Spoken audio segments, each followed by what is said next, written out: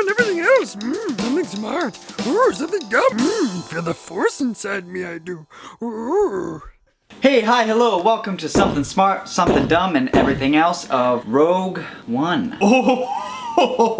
We're in for something special today. The Star Wars universe. Yeah. Just got a little bigger. I love that. I've got the Spider-Man, she's got Winnie the Pooh, and he's got the Iron Man. What do we got to drink today? Today, our non-sponsored drink of the day, we have some hot flavored water. It's chamomile tea. I've got pink lemonade. Is it raspberry lemonade? Oh, It's it's raspberry raspberry. lemonade, It's yeah. better than. And I've got my tap water, so we're good to go. With the first anthology Star Wars film, Jyn Erso leads the rebellion as they make a risky move to steal the plans for the Death Star. Something smart. The cast. Felicity Jones as Jyn Erso. Very hot. She was super badass. I really liked how at the start she didn't was want to. 12. Well, no, just that she didn't bat an eye about the rebellion or the Empire. Like her line of, if you don't look up, you don't have to worry about what flag is waving in the air. And then getting to the point where, no, we need to fight. We need to have hope. I Yeah, thought. she just wanted to live her life. Nice little character arc, I thought. Diego Luna as Cassian Andor. I just liked how simple the character was, that he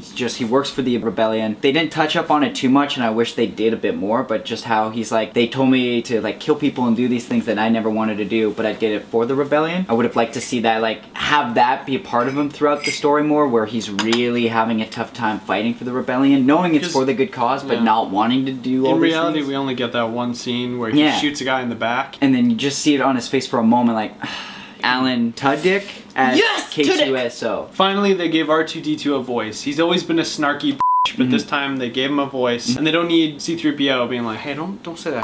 He was the comic relief character really as well, which was amazing to have. It was so unique to see a droid in the Star Wars universe be sarcastic. It reminded me of Interstellar. I really enjoyed it. I didn't even realize when I was watching the movie that it was even Alan Tudyk. That's what I'm adding. Cool. He's good. Donnie Yen as Chirrut. He was the blind guy who I used really the enjoyed Force. him. He was He pretty was cool. awesome. Yeah, He's great. It's kind of interesting though to see the way that they sold the movie is like, listen, there's this time around there's no Jedi. It's just sort of a war film. But that's the thing, is that he really toes that line of like, okay, so he's a Jedi without the training. You know how she has the little crystal as a necklace? Oh, and they always say, what are those used for? Oh, they're used to power the Yeah. lightsabers. I thought it was going to be that he's carrying around an unpowered one and he needed a crystal and he turns it into a That lightsaber. That would have been cool, actually. You should have helped write the next spin-off. We're not working at the moment, Disney. Lucasfilm.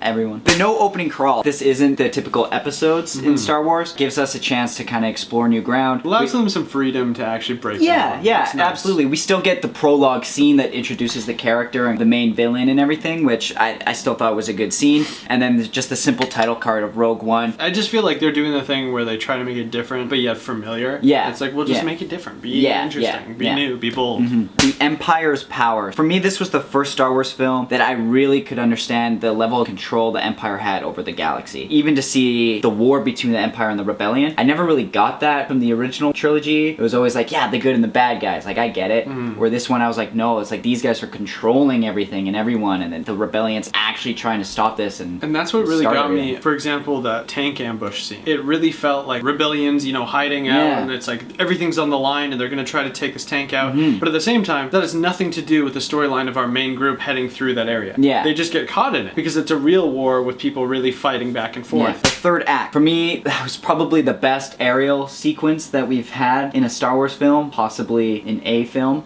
Just insane, just how fast it's moving. I loved how they would bring in a little footage of the original characters from the original Star Wars. This is Red Leader, go. This is Gold Leader, go. It's literally the old footage that they put into this movie. I didn't know that. Yeah, I read That's that. actually Isn't that cool. awesome? Yeah. Like, even the ground attacks with the AT-ATs were so epic. For the first time you've Yeah. ever, you Yeah. really felt the fear of Yeah. those giant things coming to attack you. Yeah. It's just like the moment when he fires the rocket launcher. And does it's a- nothing. And it turns and it's Yeah. almost like an animal head looking at him Yeah. like, what did you just do? Yeah, The moment where they drop down the elite troops. Just when you think the tides are turning, they're doing okay. The reinforcements drop down, the elite black troops, they Yeah. come down. And it's like, no, the Empire has power, they have skill, they have training. So this is just the smart stuff right Sure. now. Darth Vader. I think there's 2 scenes with him. Yeah. For both those scenes, his entrance phenomenal. Yeah. Especially that shot where the door opens and you see his shadow just completely cover both the main villain of the film and just the wall behind him. Yeah. Terrifying. Beautiful. Yeah, just Yeah. super Beautiful great. shot. And then in that hallway where it's just dark and you can hear him breathing and you're like, where is he? Yeah. And the lightsaber turns Yeah. on and he's right there.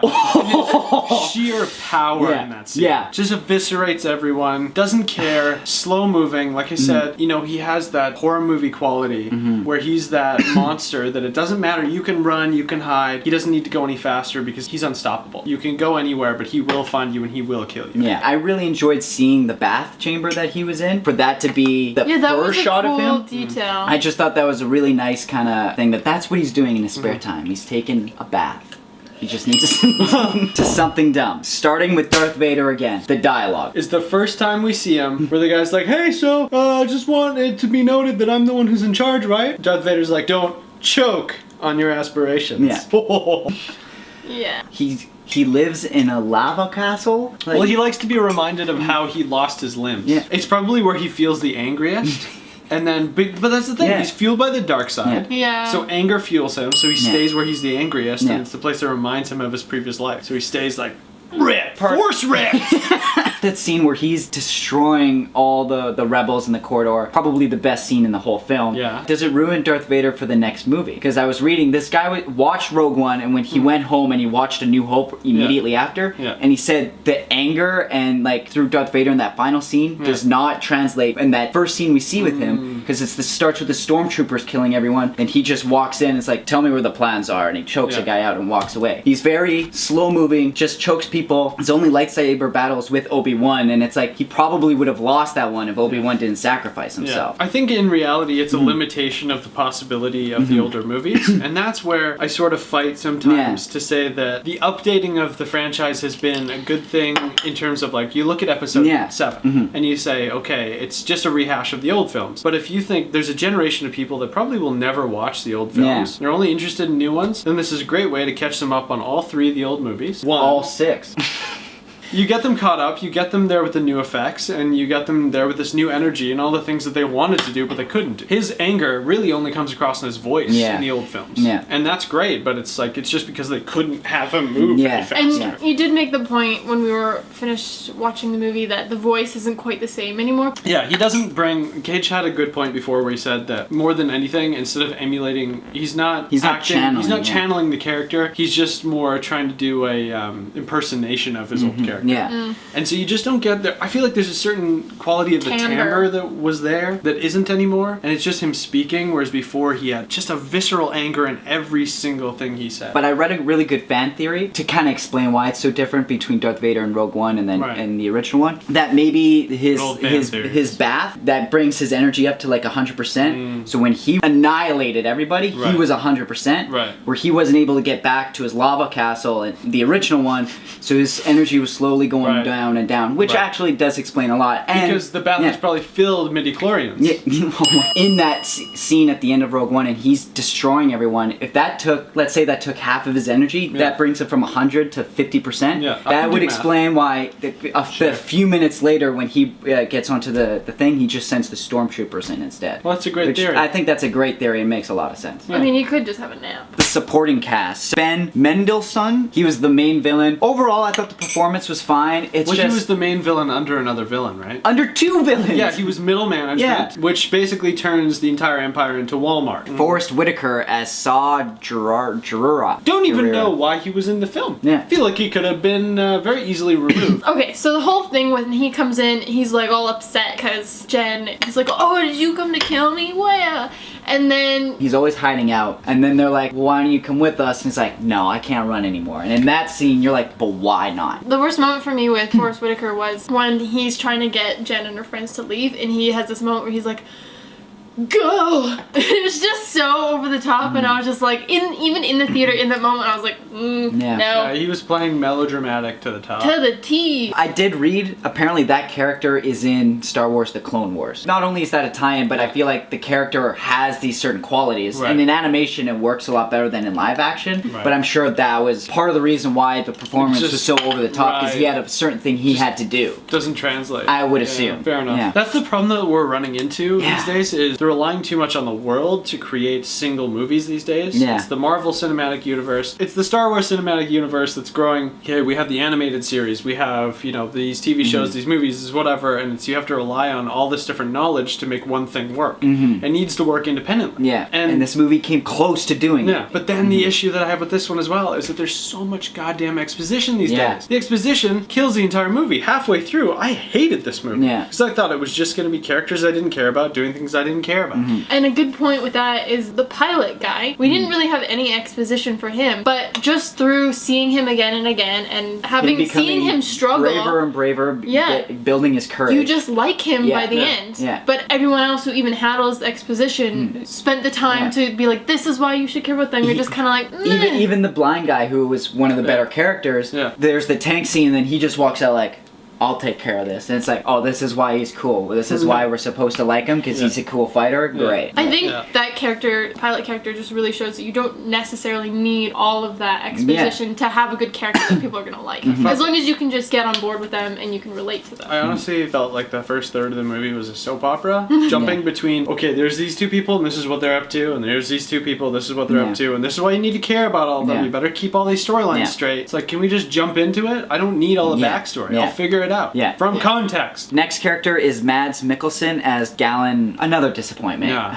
Which sucks, because this guy's a phenomenal actor. Such an amazing actor. and Consistently, honestly, it's become the point though where when I see him on screen, I'm simultaneously happy and disappointed I know, already. I know. Because I know that he's going to be underutilized. Because where he shines is independent movies. Like Yeah, something like like The The Hunt. Hunt. Amazing film. yeah. Didn't see it. The fan service in this film. All the little cameos, Yeah. all the little nods to the original Yeah. trilogy, not needed. You could take all of those out and it would not affect the story at all. The blue milk. Oh, they could have had that sit there, fine. But the way they put it center center frame frame, it? Yeah. and they really hold on it, like, do you see it? Do you see the blue milk yet? Are you seeing the milk? That was way too much. Like, just have it sit there and we're good. like, Hardcore fans are gonna notice it either way. It's one of those things where they're like, hey, you know when Luke was young and he had blue milk? Yeah. Well, she has blue milk too. Yeah. And she's going to be a hero as well.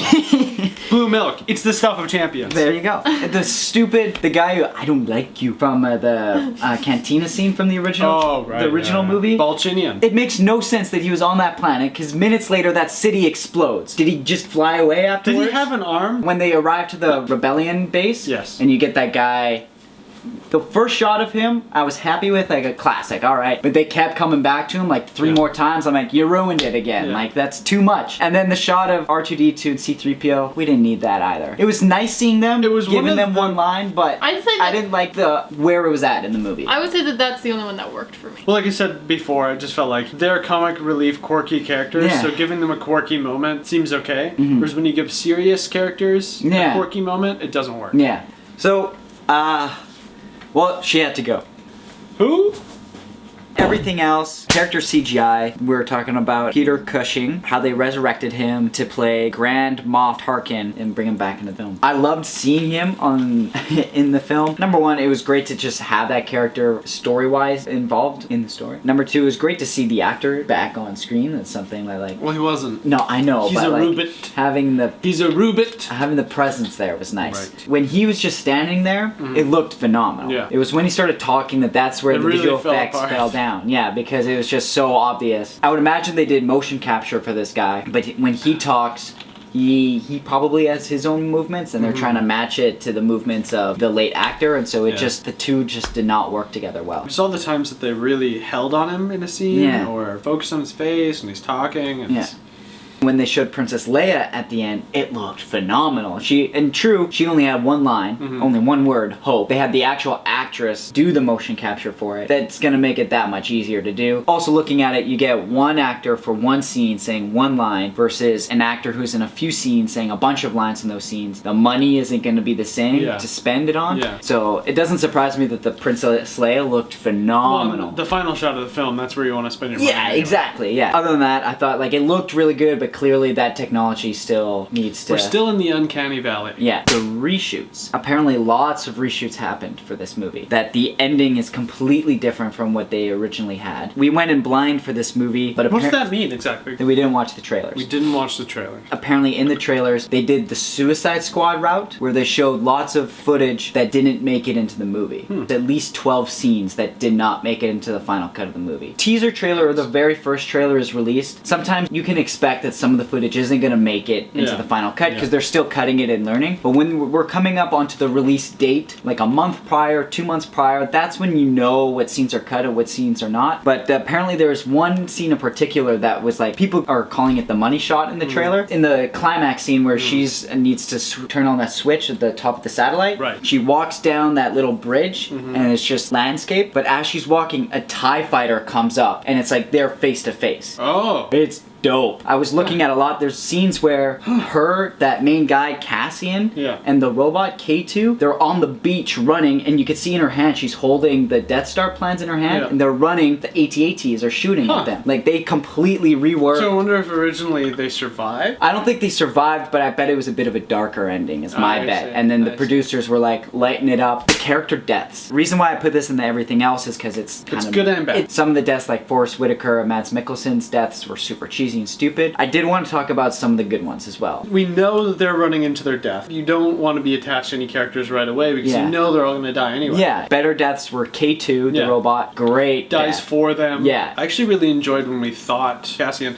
When Oh, I we didn't thought like that. I actually really enjoyed how simple it was when he died, when we thought he died the first time. Because it was just simple, like, we need to get out of here, we've Yeah. got the plans, it's time to go. Yeah. Boom, he gets shot. Yeah. They're both trying to get away. Because it's that stupid movie thing Yeah, of yeah. like, oh, it's so easy to dodge and we can do Yeah, whatever. yeah, yeah. And it's like, no, he falls, we hear the thud, sort of that Spider-Man neck crack thing. He's dead. She looks down, sees it, and is like, alright, well, this is a suicide mission anyway. Yeah. He knew the risks. I have to go finish this and probably die anyway. That's the thing. I would have preferred that that's how the character died. Yeah. But I feel like it was too dark, and Yeah. so they tried to lighten the mood. And then he has the ex machina moment to save the girl. Yeah. I did like how the blind guy died. Right, And yeah. his Between the buddy. two of them, yeah. They had great deaths. Yeah, it was. Those actually got me. Yeah, right like in the feels. the main crew, the way they died Yeah. was really Yeah. well done. Where like the side characters throughout the movie, cheesy and stupid. Yeah. Future spin-off movies comes out in 2 years' time. The Han Solo spin-off movie, like Rogue One, I was very much against the Han Solo movie initially hearing about it. Phil Lord and Chris Miller are directing. Yeah, they're great. They got an unknown guy playing Han Solo, which is fine. Which is the way to go. Yeah, I think. Donald Glover playing Lando, amazing. Could be great. He's built Yeah. this weird persona around himself as of late, where it's like he doesn't really care about anything. Yeah. He's too cool for it. Yeah. And I just worry that all the I fans think- believe in him so much, Yeah. and I feel like that cult believing might actually ruin his performance. I'm putting out hope.